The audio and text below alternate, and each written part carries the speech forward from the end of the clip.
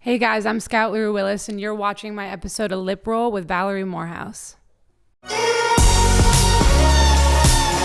Well, welcome, Scout. It's so fun to have you here on Lip Roll today. I'm Thank so you. excited to dive in and hear about all the stuff that you've been working on. Some we can talk about, some we can't talk about. So we'll leave that for another time. But good to see you. Thank you so much for having me. It's a pleasure to be here. I love really that. Excited. So I just saw you a few weeks ago for a session. Mm-hmm. How's the singing going? That's always my big question. Singing is going so well. It depends on when the last time I did karaoke was, right, which always ends up getting me a little raspy. Like today, I did a very extreme version of Escape while up in Big Bear last weekend. Do they have a good karaoke bar in Big Bear? The best. Do they really? Truly. We walked in, it was for a friend's birthday, and we walked in, and it was like walking into the best party I've ever been to, already in full swing. There's like bikers, there's backpackers, there's like town drunk locals, and everyone was singing karaoke and being very supportive of You're one like, give me another. the mic. Yeah. See, it's different. I don't know. There's something about it. Maybe I do it now. It's been a long time, but I have never been a karaoke person. I feel like I take myself too seriously when it comes to singing. I'm like, no. I'm not a party monkey. I'm not going to get up and sing for you. So the trick as a singer, when you actually like have a good voice, is to do something funny. That's because, right. Not to do something I'm serious. not going to go up and be like, I'm about to do At Last, so buckle your seatbelt. I'm like, share, little Etta James. Believe. Yeah, no way. Buckle your seatbelt. Nothing that can play to my strengths. It's got to be something where I'm going to like maybe have to scream a little bit. Or, a little Janis Joplin. Or yeah. I mean, even that, though, that's pretty serious. I'm like, I can't go up there and do a show. I've been to karaoke parties like that in LA where it's like, oh, I just did Butterfly by Crazy Town, and there's people getting up and like really just like doing Adele right I know, now. and So you're this just is saying that's a not bad my idea. party. Yeah. Like when they tell you never to sing Whitney, don't do Whitney. Don't do one of the other no-nos. Aretha Franklin. No, yeah, or it's just like, I see what you're doing. This is not an audition for The Voice, but like we're just all trying to Let's have just fun. go up and have fun. Yeah. Yeah, I get it. I mean, it's been almost, 2 years since you started Voice with me, right? Yeah. God, the time flies. Long Is it like 2016? Two years, 2.5 years? Christmas 2017. Maybe. And then we met through our mutual friends, Kevin Dowling. Right? The most beautiful synchronistic moment, who's just like the most incredible healer and a very dear family friend. Yeah. He was like, he's the kind, it's not a massage. He's going to like beat the shit out of you. No, it hurts. But you're going to feel amazing afterwards. And he like, I just said something about wanting to find a voice teacher and like start taking it more seriously. And he had plastic gloves on and was like getting into my jaw. So I was gagging. And he's like, my friend Valerie is who you need to go see. Yeah. She's like modern. She's like a witch. She has it. In a good way, people. In a good way. Best way. And will change everything. And so it was just so beautifully synchronistic from there. Yeah, he's an interesting guy. I met him years ago, and he was telling me that he only works with people that he has an intuitive connection with, or like a magical, energetic connection with. And so I remember he and I got on the phone for hours and hours and just talked. And he's been such a champion of my career. He's the one that told me I need to write a book. He's like, this is supposed to happen for you. So years ago, he said that to me, and we're just finishing. It took a little longer than we wanted to, but he does that for all his people, right? He does. He's so supportive of me and knows so much about music. Yeah, he does. Truly, he's so knowledgeable and has just been such an amazing champion of me as well, and loving to step in and mentor me and introduce me to people. And so he's a networker. He's like a bridge builder and a connector. He's that person that connects you with someone you need to be with, and he just does it because that's what he's supposed to do. He's supposed to connect people and put people together. Yeah, and it's effortless. And kind of the path to you is the path to like kind of reclaiming my voice and fixing a lot of damage that I didn't even necessarily know was there. So you came to me, so the listeners know, you came to me with nodes, with voice nodules. Yeah, which you knew from the first phone call we had. Right. I could hear it on the phone. Yeah. And so for people that don't know what that is, they're calluses that form on the vocal cords. And they can be soft or they can be hard. And those nodules can get very serious because you don't want to have surgery. And so we worked our way through those as you started coming and doing voice sessions, and happy to report that they're gone now. They are gone. You know, I had to basically spend most of the better part of 3 months in silence. Right. It was deeply meditative, really intense. Not easy. And then when I went to go check them out and the nodes were gone, I went to Rina Gupta, who you said you had on the show as well. We did. Who's amazing, but she had the unfortunate job of letting me know that I had scar tissue inside my vocal cord. Yeah. So even once they were gone, there was a certain amount of damage that was never going to be what it was repaired. Yeah. Which at first I was like kind of terrified about, and through the process of working with you, we've managed to strengthen the vocal cords around that to the point where my range and the strength of my voice is beyond anything I've ever had up till this point. And so it's been so encouraging to just realize that, you know what, I am going to get raspy faster than other people. My voice is going to fatigue faster than other people. Right. But if I keep consistent and strengthening it, then there's no limit to what I can do despite having this injury. Exactly. And you use it as a strength, not a weakness. And interestingly enough, you know, Rena, we brought you up the other day. Yeah. There was a client of mine who had a really big show in LA and was going to be joined by another huge iconic star. I don't want to say the name in case he's not okay with it yet. Yeah. But he called me, you know, and had not been training in a while. He's been touring, and Rena slapped him on the hand and said, you need to be doubling down now, not pulling out from voice. And so he got into trouble, and he was very, very sick. And she went over and massaged and did the laryngeal massage and his jaw. And then I warmed it. It's the best. She does. By the way, she's great. Really? You should, that kind of stuff? Yeah, she's great. I sent some of my clients to her, and they love her. And she'll go in the office, or she'll go to your place and just kind of like before a show do all the manipulation. But it's just like a massage for the body. Yeah, it's to get all the muscles to relax. And she went in and did it for this person, and I warmed him up really safely, and he killed it. Awesome. And just got a great, text from him the next day saying, you saved my life. So that's the stuff. Yeah. And people don't realize, she even said, we were talking about you actually, because I'm now with another artist who I sent, who's doing a huge tour, and we can't talk about it yet, but we will. It's a big secret. But anyway, everything's a big secret until it's not. So I sent her to Dr. Gupta as well, and she had the same thing. She had a scar on her cord, which I could hear when I warmed her up. And so Rena's like, listen, you did miracles with Scout, so go wow me. Yeah. You know what I mean? I said, we're going to get more out of this singer, I promise you. So it's not a death sentence, but it is. Not at all.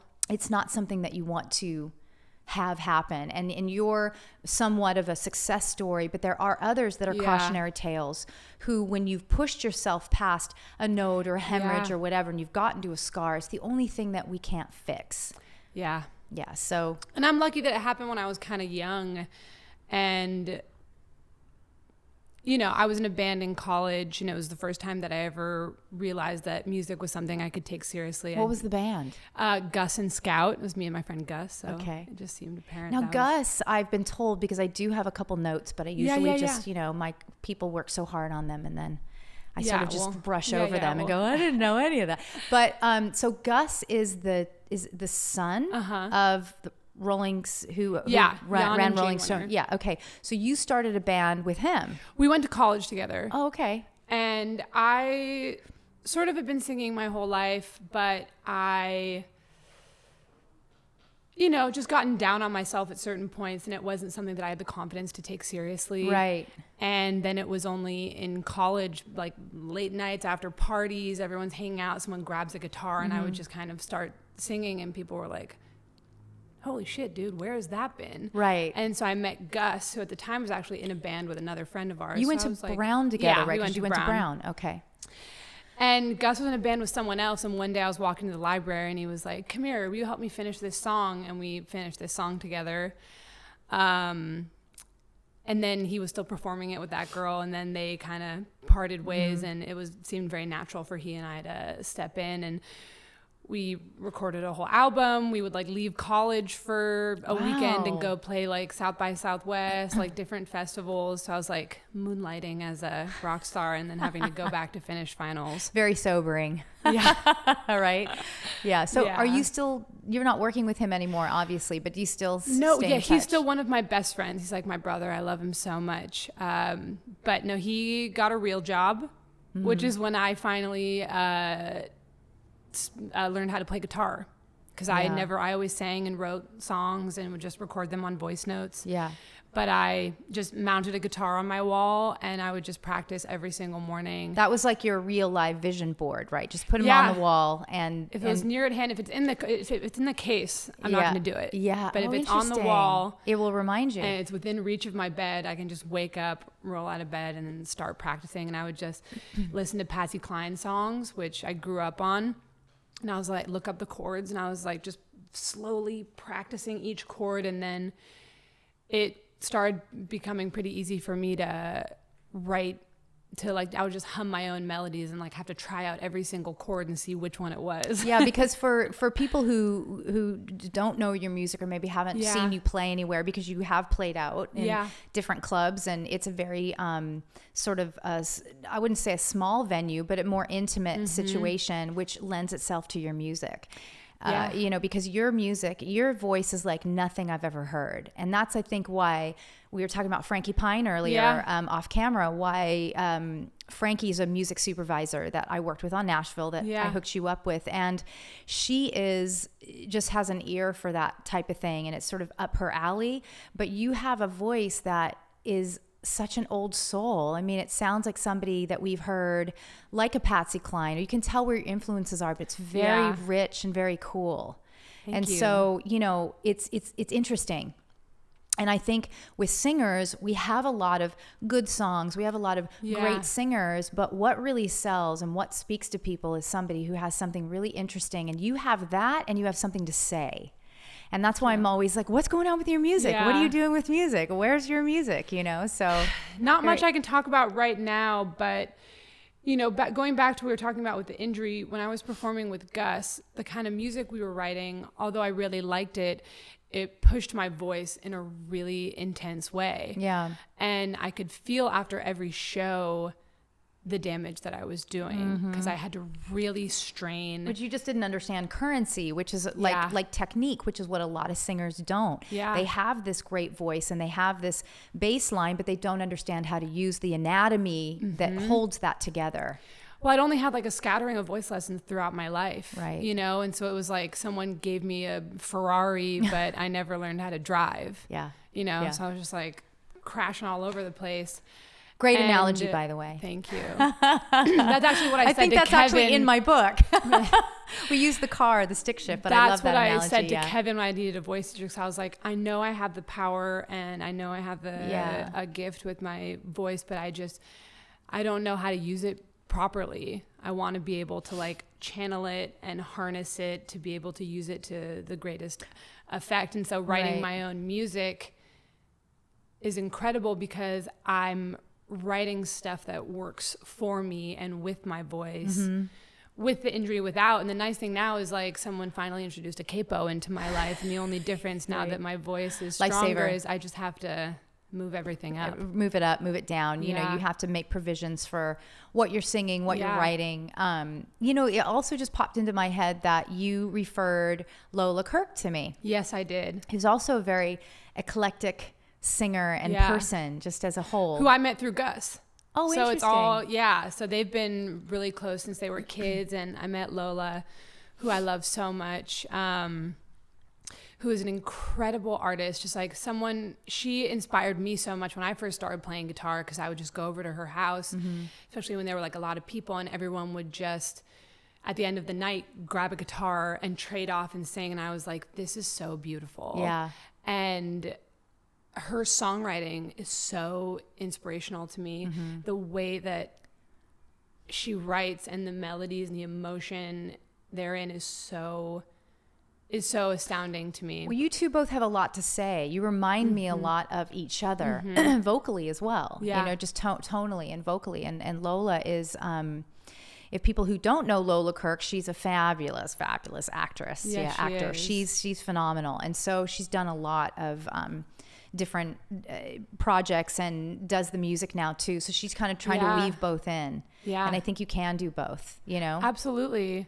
I'm always so inspired every time I look at her Instagram. It's like she's going on another tour, and like she really is someone who's making it happen for herself and really giving the time and the energy to what she wants, into the projects that she wants to make happen, which I find incredibly inspiring. So some of the other things that I know about you is that you just celebrated your puppy grandma's rescue anniversary, right? Yes, I did. So, because I know that it's a big day. It's a big day. What would we, you know, here's the thing we always talk about on Lip Roll is like the love-hate relationship with Instagram, right? Soul sucking on one side, but on the other side, I get to not miss people's birthdays, which is what I love. I'm like, oh, holy shit, it was so-and-so's birthday and I didn't pop up, you know, because they're all important to me and everybody's important to me. And a birthday is kind of a big day for everyone. We say, oh, it's not a big deal, but it really is. We all want that love. And so I find it great that we can find these fun facts about artists, about friends via Instagram. And I know that you're a huge animal lover, plant lover. You're like Mother Earth. But you rescued a dog 2 years ago. I did. Right? Tell us a little bit about that. So I was actually about to play a show. It was like a little afternoon situation at this place called Delicious Vinyl, which is also Delicious Pizza. And I was with my friend Allie Buckley, who's also an incredible artist and musician.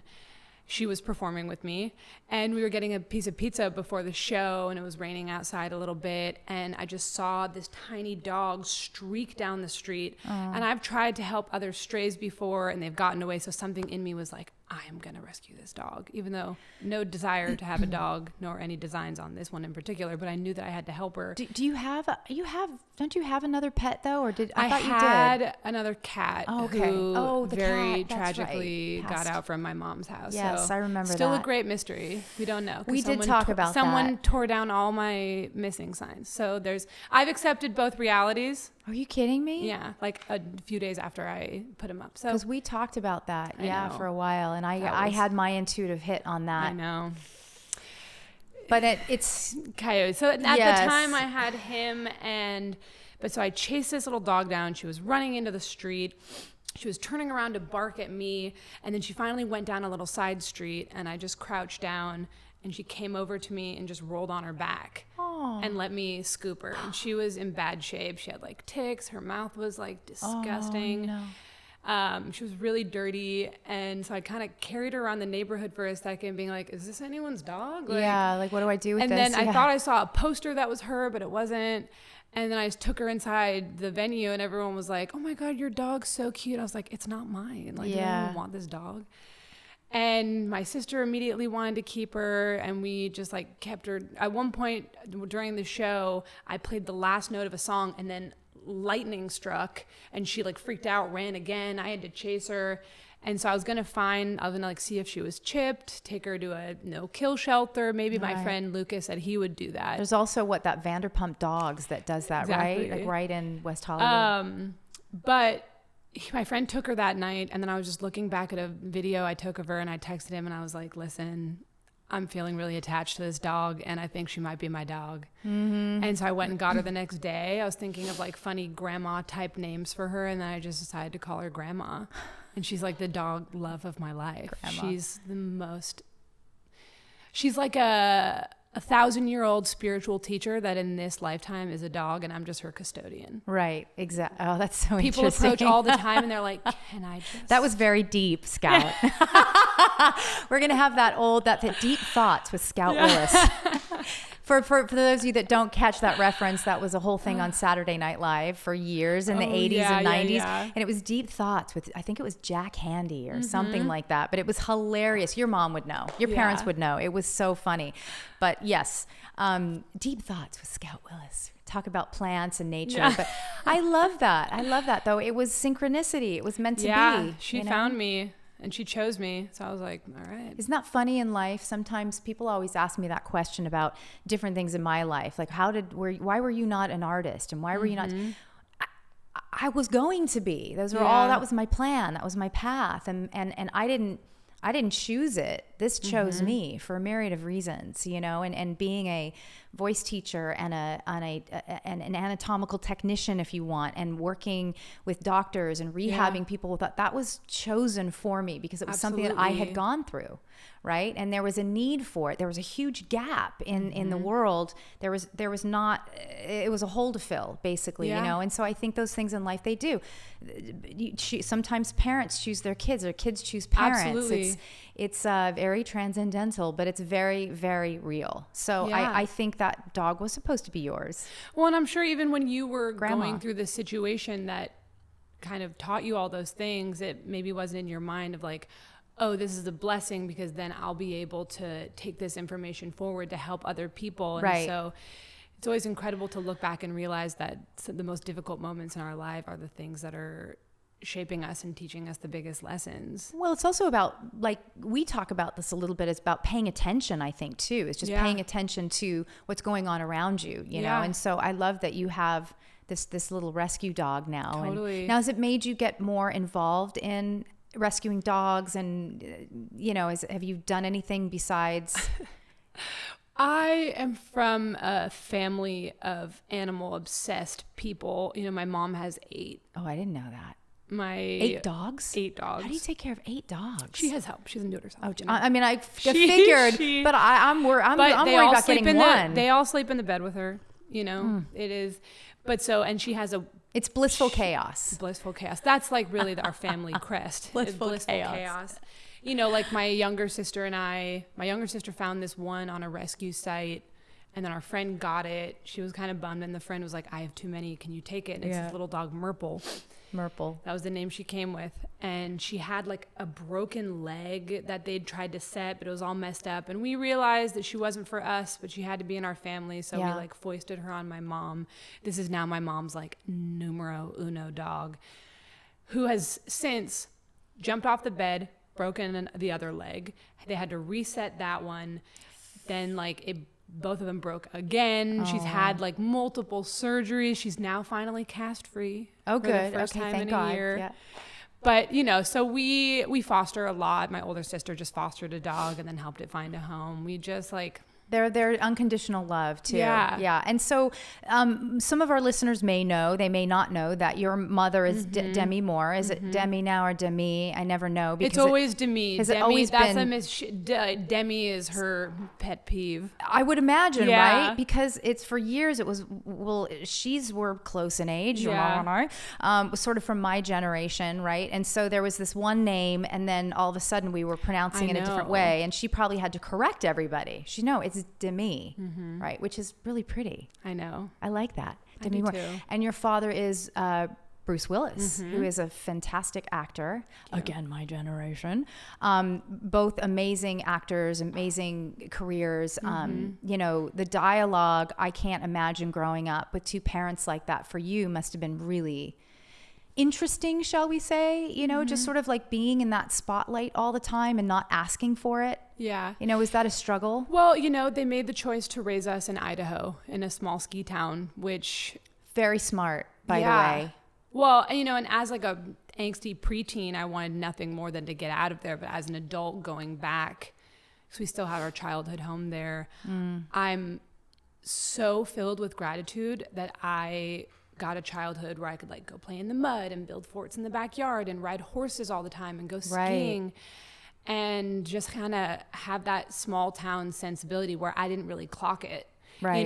We still traveled wherever they were, up until I was in 3rd grade, we kind of just homeschooled on set with them, and we were based in Idaho. And it wasn't until we moved to LA when I was in high school or starting high school that I kind of realized it. And then it wasn't until the first time I ever really experienced a challenge around that was, I lived in France for 6 months when I was 15. I lived with a family in the suburbs of France. How's your French? Comme ci, comme ça. Yeah. I forgot a lot of it, but I was fluent and my accent's still pretty good. But I remember my mom's friend was in town, so I went to a fashion show with her, and there was like a photo of me taken, and I remember there was something on Perez Hilton, and it was like, how could two such good-looking parents make such a fugly child?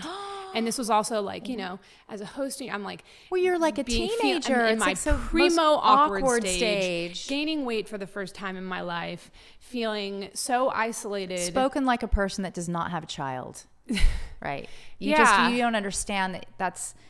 You don't say that. That's tough because I'm a parent. I can't imagine. You have a certain amount of empathy for everything that you never thought you could pre or post rather having kids. So, and that's a very awkward stage. Well, and it was also before there was a lot of this like sensibility about bullying and about for an adult man to target a 15-year-old kid. And then like all these adults commenting underneath, which of course I did not have the wherewithal to not read. So I'm like, oh, well, the people who love me must be lying to me. These people have no stake in it, so they must be saying what the truth is. And here's the problem with the internet, right? So I wasn't exposed to any of that. I was a grown woman in college, out of college, before anybody really had a personal computer. So I didn't have to deal with all of that. Somebody said our last show, they said I looked at myself in the mirror before I went to school, and then before I went to bed, after my shower or whatever to go to bed, and that was it. You're not constantly in your own face or in other people's faces, and you're reading all of that stuff. So I can't even imagine how crazy that is to see other adults that are supposed to be parents and human beings commenting on something like that. It's just mind-boggling to me. It's engendered me with this sense of self that I don't think I otherwise would have had. It's really sped up this process of finding strength within myself and that kind of self-love to be able to let go of that kind of stuff and trust that like, okay, I'm grocery shopping and I look gross and like maybe there's a paparazzi there who's going to pick the most disgusting photo when I'm like eating a peach outside of Erewhon with like this. Right. And that's okay. Like, that's not really how I look, and it doesn't really matter. The people who matter in my life know what I look like. I can look in the mirror and know what I look like. These photos aren't necessarily going to represent that. And, it is at odds with the fact that, like, I prefer to be sort of a private person. Right. Even comparatively with my sisters, like, I will go on Instagram, but I also will take, like, months off of it and not post, I want everything I'm doing to be about what I'm creating. Right. Well, you found your own way. You found your own way to deal with that. And I would imagine, so your younger sister is Tallulah. Yes. And your older sister is Rumor. Yeah. People would know Rumor as a singer. Yeah. And was on Dancing with the Stars, she right? Won. She won, didn't she? She won Dancing with the Stars. I think I may have watched a piece of that. Yeah.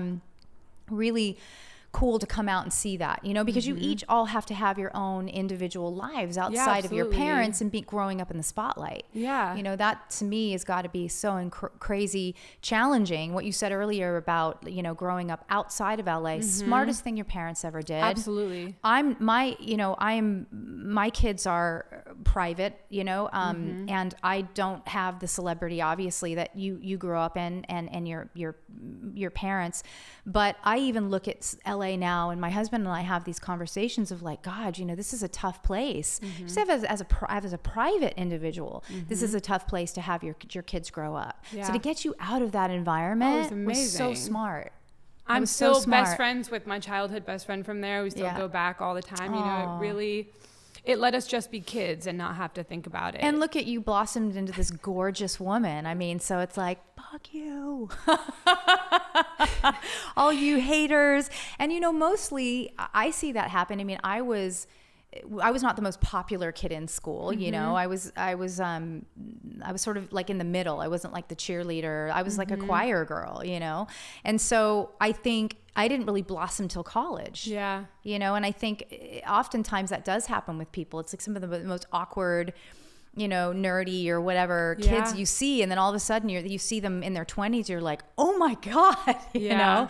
So life is interesting and beautiful that way, but it sounds like you really turned something negative into something positive. Yeah. I mean, I'm so grateful for my awkward stage. I think even in that time when I was in France, I remember I was looking at, it was the time of like party photography websites like the Cobra Snake, and I would go on my friend's MySpace because I didn't even have one, to like look at people, and I was like sad in my little attic room in the suburbs, and I was like, I'm not cool, these people are cool. And then it was like this epiphany thunderbolt of like, this is the coolest that some of these people will ever be. Right. Maybe I'm a loser right now, but I have time. Yeah, but I have time. And of course, none of that is true. You're never a loser. You're always right. You're feeling that way inside. Yeah, but you're exactly. It was my perception. Your perspective of what was going on. Yeah. But I love the idea that I kind of feel like I'm always just coming out of my awkward stage. The more and more I'm learning about myself, the more comfortable I get in my own body, in my own skin, the more I'm able to just like lovingly let go of my judgments against myself and thus my judgments against other people, and can just sit in a place of authentic, unconditional love for everybody, the more comfortable I am. Right. And that's the journey. That's the life's journey. If I could tell myself, my older self, what I would tell my younger self is just relax. It's all going to be okay. You know, and the 20s are that selfish decade where you're trying to figure yourself out. And one of the things that I find so interesting about you is because you've done all this work on yourself so far, that you're somebody in your 20s that has been able to really live life from the inside out now instead of the outside in. You have a perspective that not a lot of people get. They might get that in their late 30s, 40s. They may never get it. But you're doing all this work now in your 20s so that the 30s, everything's just going to blossom. Yeah. More and more and more because you're awake. A lot of people are sleepwalking. You're somebody that's very, very awake. And so that all those negative moments in your life, they shape you to do and be who you are now. And just being able to shift my perspective and look at those things as a blessing and with gratitude has been such a game changer. And even, there are moments where I've been very judgmental of myself for maybe not like putting the focus so much on my career and making that happen. Right. And the truth is, I would not give up the fact that I have put such a premium on like my own self-care, my own mental health, my own well-being, to make sure that I get into this stuff so that it doesn't block me, because I see so many people who are incredibly successful and so unhappy. And I would rather, and I have the awareness that I say that from a privileged perspective of someone whose family is okay with helping them so that they can do that. Right. And I could sit and have a lot of self-judgment and self-criticism about that and be really insecure, or I could take that opportunity and try and do something amazing with it and just accept it, because it has come with certain pitfalls, and there's also obviously like amazing parts of being born into the family that I am. So you take what you love and you leave the rest. And so you're very, I love all your body positivity, and there's something with you about being the middle child, where there's all these telltales, signs of a middle child, where people put that on you as a middle child. But I think it's interesting how you've been able to turn negatives into positives, because you talk a lot about, and we talk a lot about, you've talked to me about healers, and you and I both have friends that are healers, and it's something that came into my life very late, and I'm glad that you're experiencing it in your 20s, because I always knew I had some kind of trippy intuitive gifts, maybe even mild clairvoyancy that I didn't really like to talk about. As I said, a witch. A witch. Yes, people, in the best way again. But that's what Lola called me at the first time. She's like, oh my gosh, she's a witch. She's fabulous. But it is. And it's scary when you're right brain, left brained, right? And my father was a engineer, aerospace engineer, and sort of a scientist mind. And so everything was kind of black and white. Yeah. But I had all these other gifts. And it wasn't until I rolled into my 40s where I really started appreciating and experiencing and diving and not being afraid to dive into that world. And then I had all these healers come into my life at the same time. Yeah. I thought, okay, something's up here. And I love how you really explore that. And you're very, everything about your Instagram really is just like plants and flowers and, the moment and being body positive. Yeah. Because so many young women need that now more than anything. Right. And I just feel like it's a great message that you can work on yourself in that way. Yeah. And that you can also have your music, because everything is tied together. Everything is tied together. Yeah. Well, and even with my music, I see it as a means to support and help people. I don't see it as this like trajectory to get known. Right. I want people to hear my music insofar as like this is me sharing these incredibly intimate, vulnerable, oftentimes painful moments. The best compliment I ever got, just in kind of a weird way, like a lot of my music, there was like this last thing that I just finished, a lot of it's about my ex-boyfriend and that experience, and like bless him for all that material. See, there's the silver lining. Yeah. No, I love him. He's great. But I was playing a show and this girl came up to me afterwards and she was like, I just have to tell you, I just spent the last hour you were playing crying in the back of the venue, and I needed that so badly. Right. And you were expressing things that I didn't even know how to put into words, so I just wanted to thank you. That's what music's like, about. Happened once, like a few times. Someone's like, "Oh my God, you're Scout. I was at your show. I cried the whole time." And I would like to write happier things at some point. Yeah. But that, the songs that sad sells, Scout. It does. It's like Oasis, but Oasis, they were just so huge in the 90s, and they wrote about all this really sad, painful stuff, and all of a sudden they just had all this money and got mildly happy, and it was boring. They're like, I don't have anything to write about anymore. Totally. I ran out of material. I mean, I think the goal for me is to make it specific enough to my own story that I can really find myself in it. And every time I play it, I can just like access that emotion, but also broad enough that people can find their own story in it. And, the music that means the most to me is stuff that has helped me through really difficult times. Like I think about my freshman year of college in like bleak Providence, and this one Bon Iver album that I just listened to on repeat because it somehow transformed this like weighted sadness into something kind of tender and beautiful and cinematic, and that's the music I still go back to. Well, I think it's also, for what I know about you too, is it's also been a really great way for you to not just get your message out, but that and the healing stuff, and all the classes that you take, all those things combined has helped you not only have a better relationship with yourself, but with your family, with your mom. I've seen that growth with your sisters, and bond you in a way that if you hadn't have taken that path, you might not be able to talk to them and communicate with them in a way that moves you all forward as a family. Absolutely. And the thing that's nice is like we're all committed to doing that.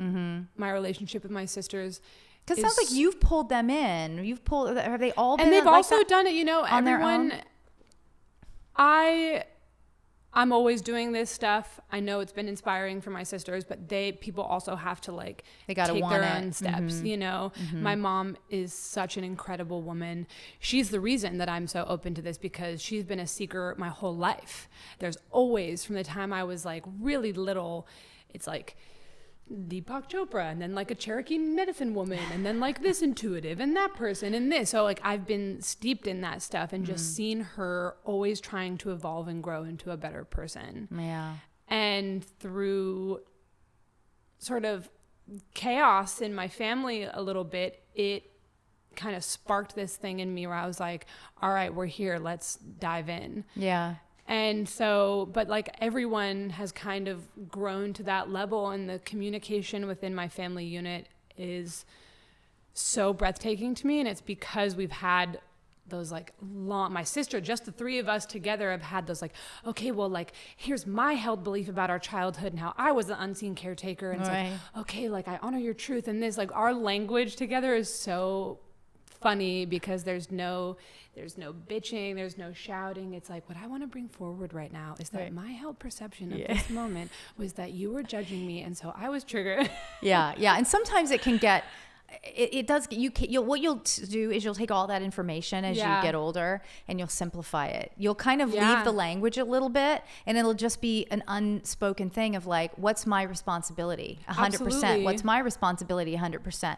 And then all of a sudden you just come to this gateway or this opening of like, okay, I apologize. Let's just move on. The language no longer needs to be said. It's sort of a knowing. It'll turn into a knowing. Absolutely. Yeah. And the place we're in right now is kind of like stripping away all of the misperceptions that have created tension and upset up till this point, because I think there's a lot of work going on right now in my family unit that's based around this idea that we create all the disturbances in our own lives. Mm-hmm. So it's like, it's so easy to say like, oh, I'm upset because, and what the work I know I'm trying to do right now. What's my responsibility in this? Like, and how did I create this? Mm-hmm. Yeah. And underneath this idea that you're doing something is really like a judgment on myself.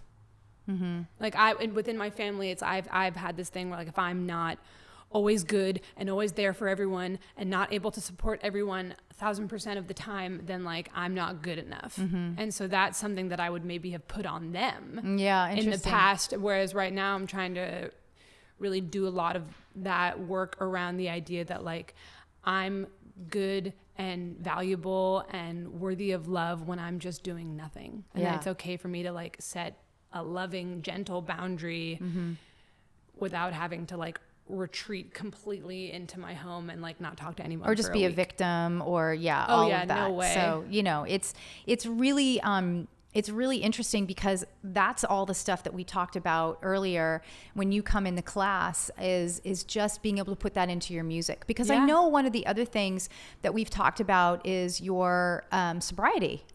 And that's been a huge marker for you, because we've had so many guests on the show that have been struggling with little things that they've been talking about, whether it's bipolar, depression, or anxiety on the road. And one of the things that you've been able to do is really like be awake. That's why I say you're so awake, because I think that is very difficult for people to make that delineation when you're so young too. As you just kind of got yourself together and said, well, this is the way I want to live my life now, is just awake. And so I feel like those are things you can always bring into your music and into your songs. And people, I'm always asking you about the singing, because every time you come in, the voice is so cool. And it's like I've said to you before, you look at you, right? And then you open your mouth and start to sing, and you're like, where did that come from? I don't know where that came from, but it's like this very, very, very old soul. Thank you. And I feel like, we just want to see more of that, because your struggles and everything that we go through for life is what makes you that cool musician. Absolutely. Thank you. So I'm just want to wrap up, like where people can find you and what I know you're always writing. And I'm always writing. The way certain projects are going are thus that like I can't really... You can't talk about them. It's very, very secret. But yet... Things are happening. Yeah. Which is also a funny thing, because it's like on Instagram all the time, people are like, what even is your job? Like, what do you do? And because I love the voice that came with that. You just in quotes. What's your job? What do you do? It's been interesting in the Instagram generation to be trying to do things in such a way as to like protect the integrity of the work. And it makes it so there are things that I can't share. But I'm working consistently. Music is my absolute lifeblood. Even if no one gave a shit about what I was making or didn't like what I was doing, I would still be doing it. Are you posting anything? Because I don't know this. No. You don't post anything of your music. Yeah. And is that's on purpose? Yeah. Okay. So I want somehow a way for our listeners at some point to be able to feel your voice and hear your voice and just patience for the just time patience. So being. guys, you're just gonna have to be patient. You're just gonna have to be patient, guys. So it'll be there. So just when you're ready to bring that to bring that forth. And then what about any live shows? Are you going to be doing anything live yet? Not for the time being. I just played a little show just for some dear friends of mine the other day. Two of my really good friends from college have a clothing company, and so they did a collaboration with Devendra Banhart, who actually is like I've known for a long time, and before I met him was like one of my most favorite musicians. So because it was like a lot of people I know, I did a little thing on the side. And it was actually with Art of Elysium. So that's actually like one of the next projects I want to be working on, is like figuring out how to use music and anything I'm doing to like help support what they're doing, and maybe go play music with kids and go hang out and just like be of service in any way that I can. Yeah. I love it's the process for you. It's just being in the process, and whatever comes at you, whenever the moment presents itself, you'll be able to play for people, and they can hear you. And when the moment is right, you'll post some stuff that everybody can hear. But it's so great to have you on the show and just talk to you about your life and all the cool things that are coming. And I don't know, maybe when you release all this stuff, something we always say to guests, well, we'll have you back when you can talk about that project. Yes. But so everybody, thanks for listening to this episode of Lip Roll with Scout LaRue Willis. Thank you so much. And look out Friday on our YouTube channel for another game of Real or Fake featuring Scout. And don't forget to subscribe. Thanks, guys.